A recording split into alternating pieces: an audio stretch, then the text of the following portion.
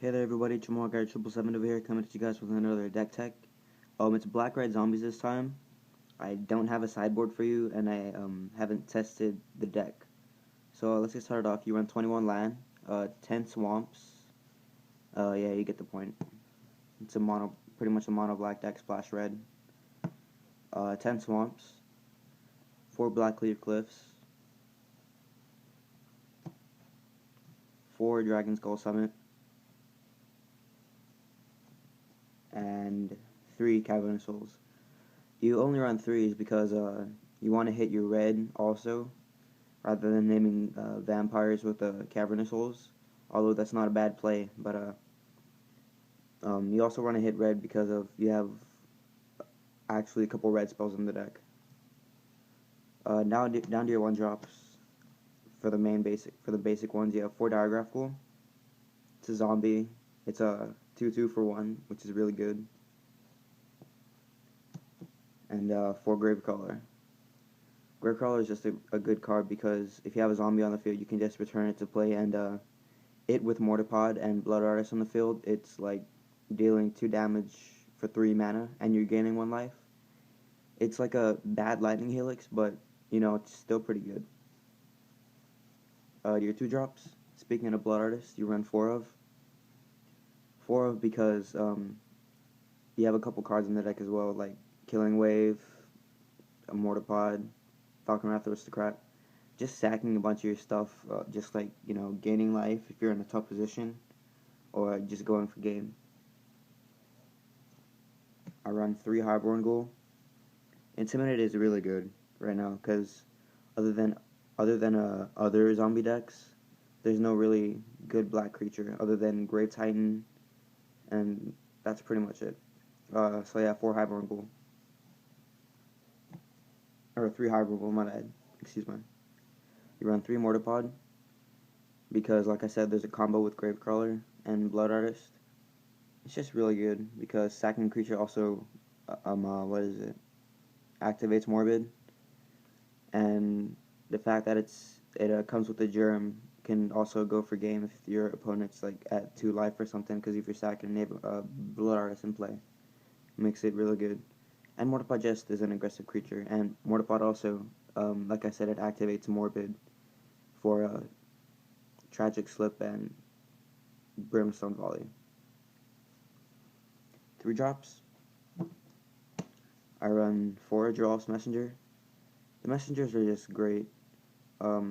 Obviously, game 2, they kind of get worse because people side in Celestial Purge and Oblivion Ring.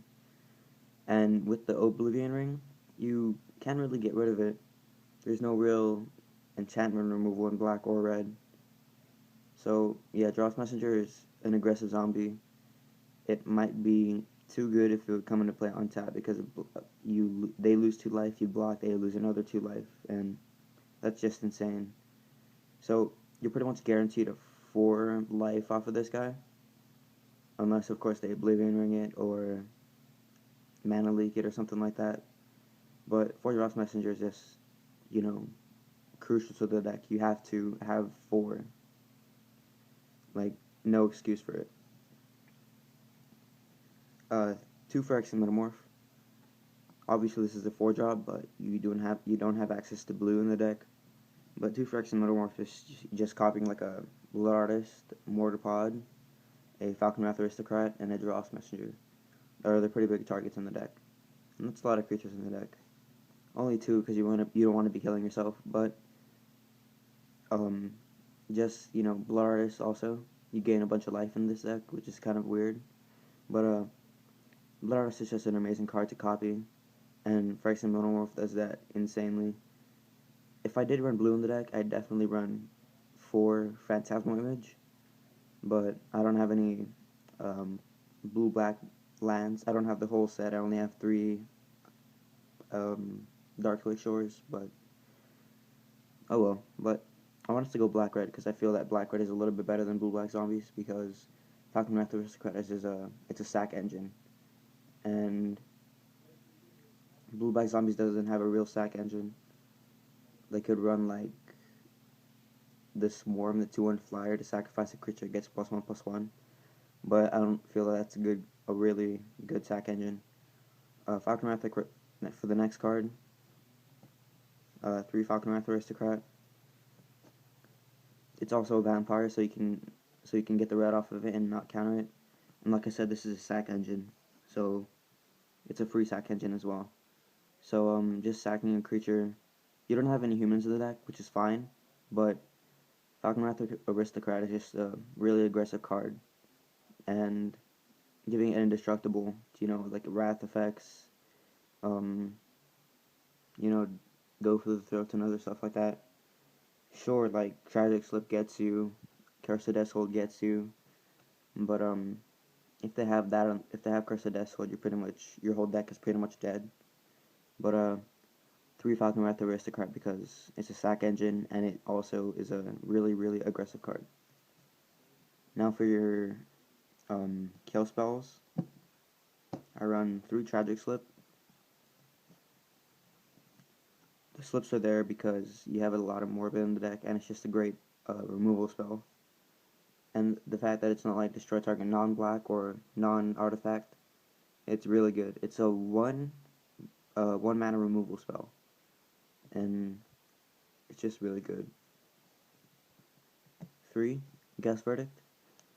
Like gets rid of Guys to St. Traff, Thrun the Last Troll, any hex-proof stuff, and yeah, the double black is pretty easy to get, considering you're a mono black deck, pretty much splashing red.